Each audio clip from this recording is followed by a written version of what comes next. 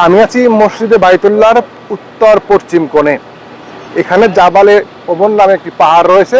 সেই জাবালে ওমর পাহাড়ের দিকে আমার সামনে যে খোলা বিশাল একটি জায়গা দেখতে পাচ্ছেন, এটি হচ্ছে জিন্দা কবর। জাবালে ওমরের ঠিক পাশে যে ফ্লাইওভারটি রয়েছে, সেই ফ্লাইওভার থেকে অর্থাৎ বাস স্ট্যান্ড যে রয়েছে, একটা বাস স্ট্যান্ডের সামনে ফ্লাইওভার নিচে যে সুন্দর একটি জায়গা দেখতে পাচ্ছেন, খোলামেলা জায়গা, এটির নাম হচ্ছে জিন্দা কবর নামে পরিচিত। অর্থাৎ অন্ধকার যুগে, জাহিলিয়াতের যুগে যখন কন্যা সন্তানদেরকে জীবন্ত কবর দেওয়া হতো, কন্যা সন্তানদেরকে অভিশাপ বলে মনে হতো, সেই তৎকালীন যুগের এখানকার যুগের লোকজনগুলো এখানে এসে তাদের কন্যাদেরকে জীবন্ত কবর দিত। আপনার নিশ্চয়ই দাহিয়াতুল কলবির ইতিহাস শুনেছেন। তিনি সফরে ছিলেন, তার একটি কন্যা সন্তান হয়েছিল।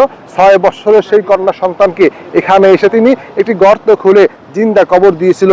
পরবর্তীতে সেই দাহিয়াতুল কলবি নিজেই ইসলাম ধর্ম গ্রহণ করেছিলেন, রাসূল পাক সাল্লাল্লাহু আলাইহি ওয়াসাল্লামের হাতে মুসলিম হয়েছিলেন। তবে দাহিয়াতুল কলবির যে ইতিহাস রয়েছে, সেই ইতিহাস এখানে আসলে চোখের পানি পড়ে যায়। আল্লাহ তাআলা অন্ধকার যুগে সেই জাহিলিয়াতের যুগ থেকে সেই জাহিলিয়াতের যুগকে সরিয়ে রাসূল পাক সাল্লাল্লাহু আলাইহি ওয়াসাল্লামের আগমনের মাধ্যমে ইসলামকে আলোকিত করেছেন। শান্তি ধর্ম ইসলাম পৃথিবীর বুকে ছড়িয়ে দিয়েছেন। ইসলাম নারীদেরকে, মুসলিম নারীদেরকে সর্বোচ্চ সম্মানের স্থান দিয়েছে।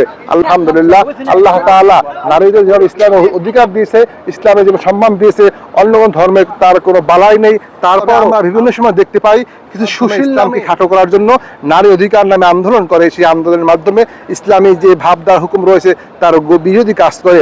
আমি যদি জানি, এখানে আমাদের ফোরকান ভাই রয়েছে, পাথরের ঘাটার ফোরকান ভাই, আসলে ইসলাম নারীদের সম্পর্কে যে তথ্য দিয়েছে, আসলে নারীদের জাহিলিয়াতের যুগে এখানে জীবন্ত কবর দেওয়া হতো। আপনি ইতিহাস জানেন, আসলে বিষয়ে কিছু বলতেন। জাহিলিয়াতের যুগে, নবীজির যুগে এই দাহিয়াতুল কলবি তার কন্যা সন্তানদেরকে জীবিত কবর দিত। সেই কবর আমরা এখানে এসেছি। এ থেকে আমাদের শিক্ষা যে নবীজি সাল্লাল্লাহু আলাইহি ওয়াসাল্লাম কন্যা সন্তান মহিলাদেরকে সম্মান দিয়েছেন, সেই জাহিলিয়াতের যুগ থেকে ফিরিয়ে নিয়ে তাদেরকে সর্বোচ্চ সম্মান দিয়েছেন। আমরা রাসূল পাক সাল্লাল্লাহু আলাইহি ওয়াসাল্লামের শিখানো এই ইসলাম মেনে চলবো। আর আমাদের দেশের এই নারী আন্দোলনের নামে যে আন্দোলন করে, তারা সমান অধিকার করতে চান। ইসলাম আপনাদেরকে অধিকার দিয়েছে অনেক বেশি, আপনারা সেখান থেকে সমান অধিকার নিয়ে কুসংস্কার করতেছেন, সেখান থেকে ফিরে আসুন, এই দোয়াই করি আপনাদের জন্য। আসলে যারা নারীদের সমান অধিকার নামে নারীদের অধিকার হরণ করছেন, তাদের জন্য আসলে কিছু বলার নেই। তবে তাদেরকে বলবো, আপনারা ইসলামী যে ভাব দ্বারা ইসলাম কি বলে নারী সম্পর্কে, সেই বিষয়গুলো জানুন, তারপরে নারীদের সমান অধিকার নিয়ে আপনারা আন্দোলনে নামুন।